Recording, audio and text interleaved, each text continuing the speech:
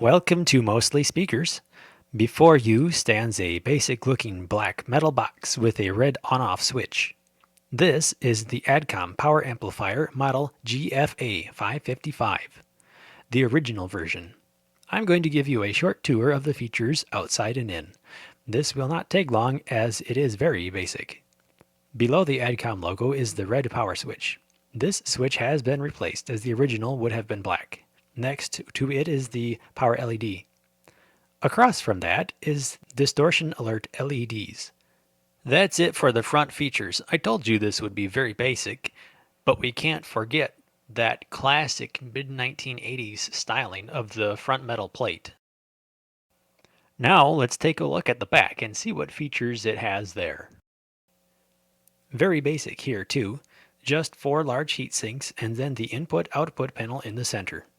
At the very top is the RCA inputs for left and right, or change the switch to run the amplifier in bridge mono. Below that are the binding posts, and then below that is the main 10 amp fuse and power cord. Now let's take a look inside. To get inside, we just remove all of the screws and the panel lifts off.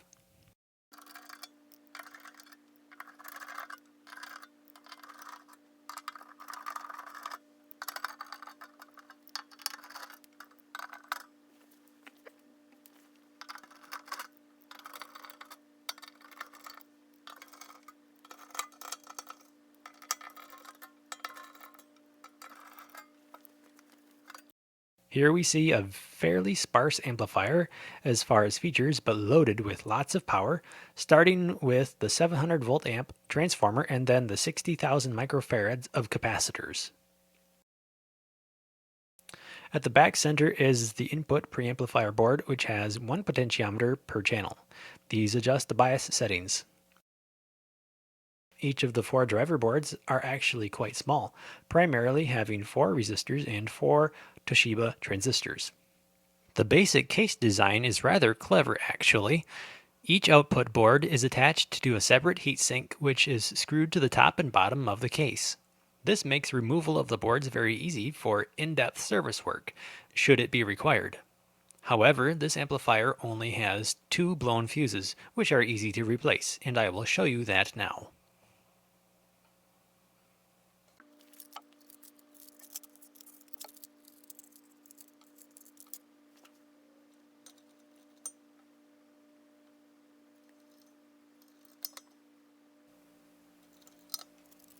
Okay, the new fuses are installed, and now I'm going to power it on and watch out for any magic smoke.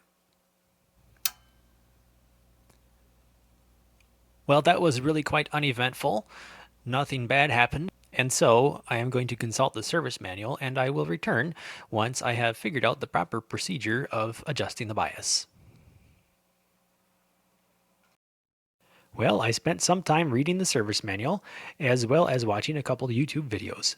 Since this is my first time doing this, I would not recommend this video as a tutorial on how to set the bias, but I will link another very good video instead. Still, I will show you on my meter what the bias is.